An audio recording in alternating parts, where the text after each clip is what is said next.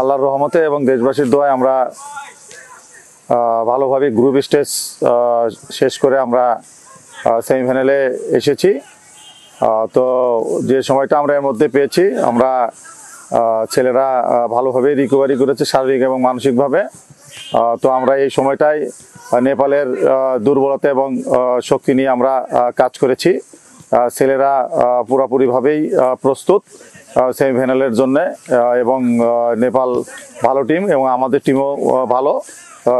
এই সেমিফাইনাল খেলা খুবই প্রতিযোগিতামূলক খেলা হবে এবং আমরা জয়ের জন্য মাঠে নামবো। আমরা সেমিফাইনালে গ্রুপ পর্ব শেষ করে যে সময়টা পেয়েছি সেটা আমরা পুরোপুরিভাবেই কাজে লাগিয়েছি। আমাদের যে বিপক্ষ দল নেপালকে নিয়েই আমরা কাজ করেছি। আমাদের নেপালের দুর্বলতা এবং তাদের শক্তির জায়গাগুলো নিয়ে আমরা কাজ করেছি, এবং আমাদের যে দুর্বলতাগুলো ছিল সেগুলো নিয়ে আমরা কাজ করেছি। আলহামদুলিল্লাহ, আগামীকালকে আমাদের সেমিফাইনাল। তো আমাদের আজকে সেমিফাইনাল আগে লাস্ট প্র্যাকটিস সেশন হয়েছে। তো আপনারা জানেন আমাদের আগামীকালকে সেমিফাইনালে আমাদের প্রতিপক্ষ নেপাল। তো সবাই আমাদের জন্য দোয়া করবেন, কালকে যেন আমরা যার যার স্থান থেকে সবার সর্বোচ্চটা দিয়ে একটা টিম হয়ে, একটা পরিবার হয়ে, বাংলাদেশের হয়ে খেলে আমরা ফাইনালে পৌঁছাতে পারি।